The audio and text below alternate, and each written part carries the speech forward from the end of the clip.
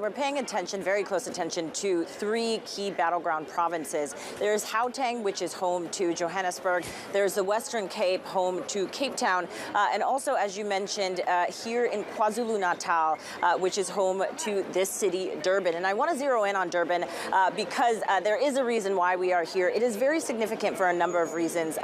Within KwaZulu-Natal, it has one of the busiest ports, the busiest port in sub-Saharan Africa, but also it could be a very interesting split in terms of what we see out of the outcome of this election. And really the split could come from the urban voters here in Durban and also the rural voters. And it's not just that, it's also that, you know, KZN has also been for a long time an ANC stronghold. I don't know if you can see a lot of the people behind me are ANC voters, but two former ANC members who formed two new opposition parties are really posing a real threat to the ANC. And so the question is, are they going to be able to split up the majority vote that the ANC is seeking, that they've gotten for the past 30 years?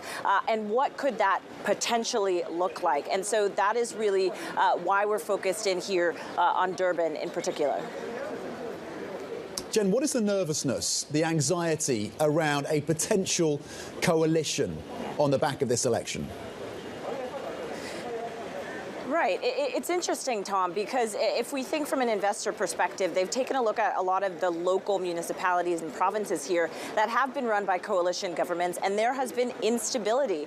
And not just that, it is interesting when you take a look at just the makeup of the opposition parties and what a potential coalition could look like if we do see that from the ANC. And so just a few weeks ago, I actually spoke to the second most senior member of the ANC who gave us his perspective on what potentially a coalition could look like if the ANC were to partner up with one of its former members. Take a listen to what he said.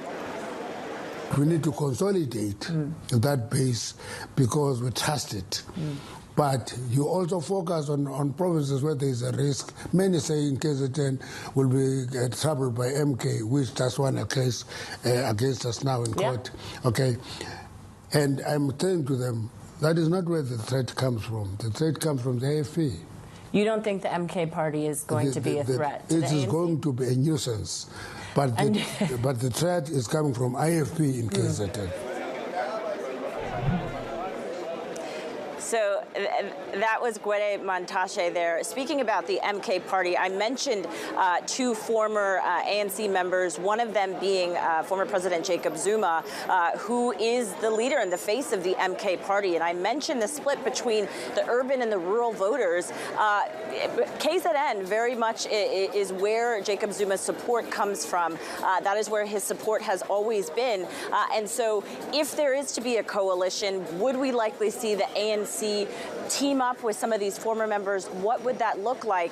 And would there actually be stability, especially considering on the local level, we haven't been seeing that much?